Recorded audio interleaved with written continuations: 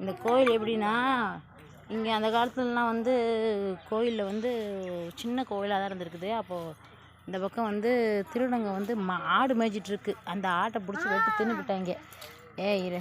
ஆடை தின்னுட்டு இருக்கும்போது ஊர் ஜனங்கள்லாம் எங்கள் ஆட்டை வந்து பிடிச்சிட்டாங்கன்னு சொல்லி திருடங்களை பிடிக்க வரும்போது அந்த சாமியை பார்த்து, அப்பா உனக்கு நான் நல்லா உன்னை வணங்குறேன், கோயில் கட்டுறேன், எனக்கு வந்து இங்கே வர அந்த ஓடி வராங்க, எங்களை கொண்டு விடுவாங்க, அதனால் வந்து இதை வந்து எப்படினாச்சும் எங்களை காப்பாற்றுன்னு சொன்னனால உடனே அந்த ஆட்டை மானாவே மாற்றிட்டாராம் அந்த கருப்பசாமி.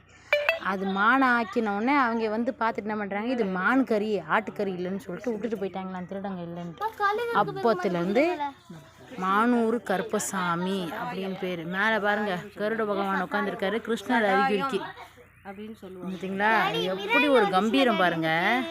கனவுல போய் சொன்னிருக்காரு, எனக்கு மட்டும் குதிரை கட்டலையடா, கருப்பன் கட்டியிருக்கேன் எனக்கு கட்டுன்னு, அதனால கட்டினது. இப்போ கூட பாருங்கள் காது குத்துறதுக்கு மொட்டை அடித்து உட்காந்துருக்குறாங்க.